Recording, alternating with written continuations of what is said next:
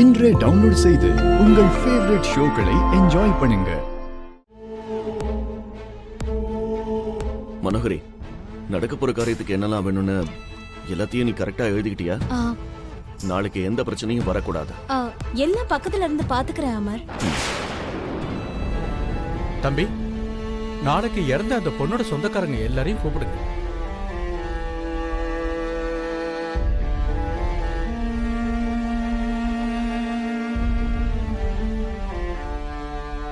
காரியங்கிறது பெண்ணை மட்டும் வச்சுட்டு அப்படியே வீட்டுக்கு வரதில்லப்பா. அவங்களோட உங்களுக்கு இருக்கிற பந்தத்துக்கு விமோசனம் கொடுத்து அந்த ஆத்மாவை பரமாத்மாவோட சேர்க்கறது. அதான் நீங்க அவங்களுக்கு கொடுக்கிற பிரியா விடை. அவங்க நேசிச்சவங்க எல்லாரும் அங்க இருந்தாங்கன்னா அவங்கள கடைசியா பார்த்துட்டு அவங்க ஆத்மா சாந்தி அடையும்.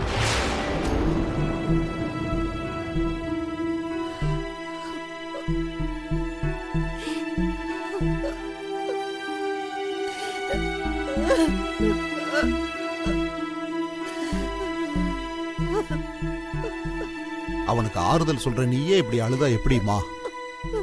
பசங்களை அப்புறம் யாரு பார்த்துப்பா? அமைதியா. இறந்தவளை பத்தி நினைச்சு அழுது எதுக்காக டைம் வேஸ்ட் பண்றீங்க? கண்ணு முன்னாடி இப்படி லட்சணமா இருக்கிற என்ன மாதிரி பொண்ண அமருக்கு கல்யாணம் பண்ணி வைக்கலாம்ல. அதனாலதான் சொல்றேன் தம்பி, அந்த பொண்ணுக்கு வேண்டிய எல்லாரையும் கண்டிப்பா கூப்பிடுங்க. ஆறு ஒரு அனாதை, அவளுக்குன்னு யாருமே இல்ல பூசாரி ஐயா. நான் கண்டிப்பா உன்னை மிஸ் பண்ணுவேன். நம்ம ஃப்ரெண்ட்ஸ் ஆனதுல இருந்து இத்தனை நாள் உன்னை பிரிஞ்சிருக்க போறது இதுதான் ஃபர்ஸ்ட் டைம். ஆமாண்டி, என் கஷ்டத்திலயும் சந்தோஷத்திலயும் நீதான் என் கூட இருந்த. எப்படி நம்ம பிரிஞ்சு போக போறோம்னு நான் நினைக்கவே இல்லை.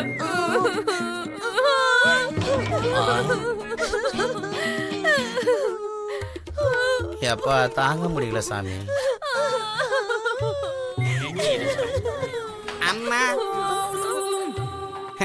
நீ ஒண்ணு வேற கிரகத்துக்கு போல, ஜஸ்ட் ஒரு 3 கிலோமீட்டர் தூரத்துல இருக்கிற இடத்துக்கு தான் போற. டெய்லி பார்க்க முடியும், தெரியும்ல.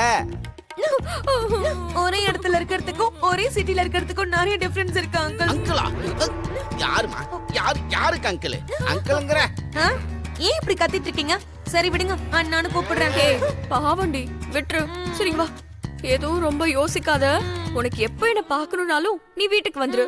அங்க எப்படியும் எனக்கு செப்பரேட் ரூம் கொடுத்துருவாங்க. நீயும் என் கூடவே இருக்கலாம். நமக்கு எல்லாமே ஃப்ரீ தான்.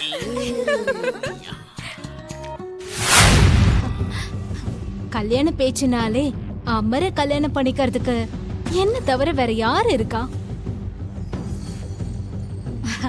நீலா, ரொம்ப நாள் கழிச்சு நான் ரொம்ப ஹாப்பியா இருக்கிறேன். மனசுல இருக்கிற யோசனை எல்லாம் கம்மியான மாதிரி, என் இதயத்துல இருக்க பாரத்தை யாரோ இறக்கி வச்ச மாதிரி இருக்கு. உங்களை இவ்ளோ சந்தோஷமா நான் பார்த்ததே இல்லம்மா. நான் முதல்ல உங்களுக்கு ஸ்வீட் செஞ்சு எடுத்துட்டு வரேன்.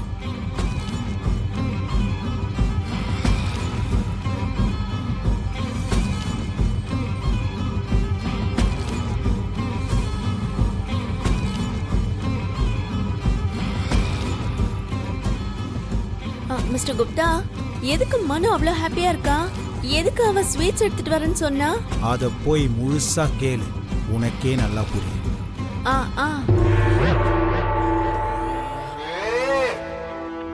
என்ன பார்த்தா உங்களுக்கு கிண்டலா இருக்குல்ல மிஸ்டர் குப்தா? என்னால போய் கேட்க முடியாதுன்னு அப்படி சொல்றீங்க. உங்களுக்கு தெரியும், ஆனா சொல்ல மாட்டேங்கிறீங்க. சொல்ல முடியாது. எப்போ இப்படிதான், பாதி சொல்லுவீங்க மீதி சொல்ல மாட்டீங்க. கேட்டா சொல்ல கூடாதுன்னு சொல்லுவீங்க. இந்த ஒரு வாட்டி சொல்லல மிஸ்டர் குப்தா. சொல்ல முடியும், ஆனா ஏற்கனவே நீ ரொம்ப துக்கத்துல இருக்க.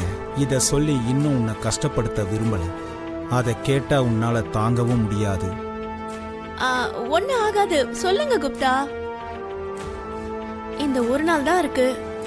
எவ்வளவு கஷ்டம்னாலும் இந்த ஒரு நாள் தானே, தாங்கிக்கிறேன். நான் வேணாம் மிஸ்டர் குப்தா. நீங்க மனோவை பத்தி ஏதாவது தப்பா சொல்லிடுவீங்க. என்னால அதெல்லாம் கேட்க முடியாது. அப்புறம் நம்ம 2 பேருக்குள்ள சண்டை வரும். மனோஹரிக்கு கோவம் ஜாஸ்தி தான், ஆனா தப்பு பண்ற அளவுக்கெல்லாம் தைரியம் இல்லைங்க. சின்ன வயசுல இருந்தே எனக்கு துணையா இருக்கா.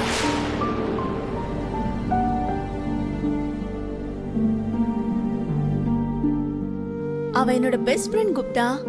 இந்த உலகத்திலே எனக்கு ரொம்ப நம்பகமானவங்கன்னா அது அவதான்.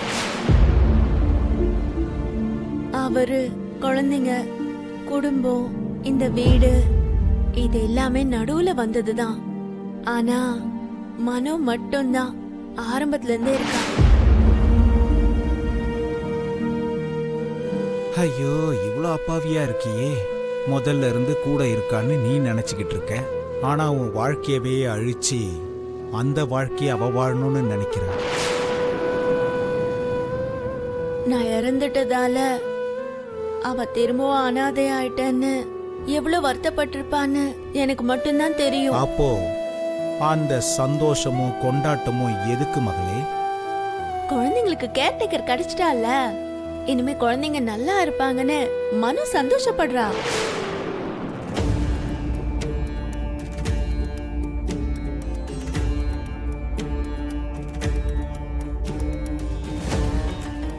நீ ஒரு மனைவியா, ஒரு மருமகளா, ஒரு தாயா, எல்லாத்துலேயும் உன்னுடைய கடமையை நீ ரொம்ப தெளிவா பண்ணியிருந்த.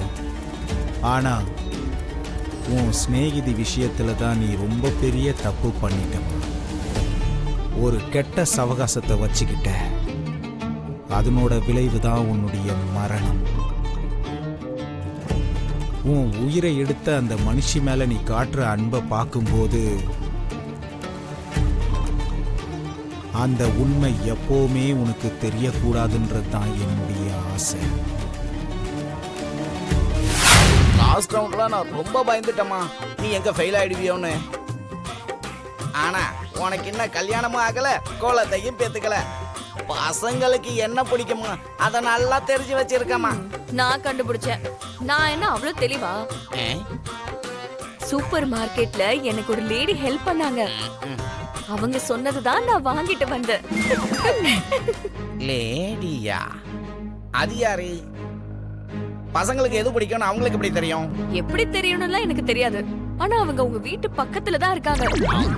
அவங்க பேசிட்டு இருக்கும் போதுதான் எனக்கே தெரிஞ்சது. பக்கத்து வீட்டுக்காரங்களா?